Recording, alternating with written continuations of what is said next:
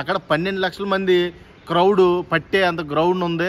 మరి ఎంతమంది ఈ ట్రైలర్ లాంచ్కి వెళ్తారో, ఆ స్టేడియం మొత్తం ఫుల్ అవుతుందో లేదనేది మనం చూడాలి. నిజంగా ఇంత క్రౌడ్ని, ఇంత ఎక్స్పెక్టేషన్ని చూస్తుంటే నాకు కొంచెం చాలా ప్రౌడ్గా అనిపిస్తుంది. మన తెలుగు హీరో మన అల్లు అర్జున్ గారు పాన్ ఇండియా లెవెల్లో కూడా ఒక సినిమాని ముందుకు తీసుకొచ్చి ఈ సినిమాతో మొత్తం సెటప్ చేస్తున్నాడంటే ప్రతి స్టేట్లోనూ ఇది చాలా ప్రౌడింగ్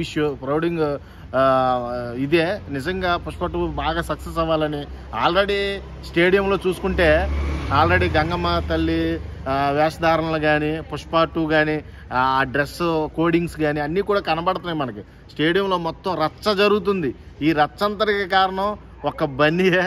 ఈ బన్నీ కోసం అంతమంది ఫ్యాన్స్ అక్కడ వెయిట్ చేస్తున్నారో మనం కూడా వెయిట్ చేస్తున్నాం ఇక్కడ. ఖచ్చితంగా ఈ ట్రైలర్తో, ఈ సినిమాతో మొత్తం రికార్డులన్నీ కొల్లగొట్టుకుపోతాడు భయ్య, అందులో ఎటువంటి డౌటు లేదు.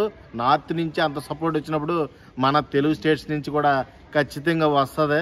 అటు కన్నడ కానీ, మలయాళం కానీ అన్నిటిలోనూ కూడా ఫ్యాన్ బేస్ని బాగా సంపాదించుకున్నాడు బన్నీ. ఇదొక్కటి చాలు బన్నీకి.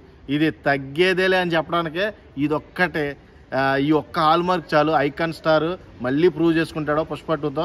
ఖచ్చితంగా అక్కడ ఫ్యాన్స్ కూడా వెయిట్ చేస్తున్నారు, మనం కూడా వెయిట్ చేద్దాం.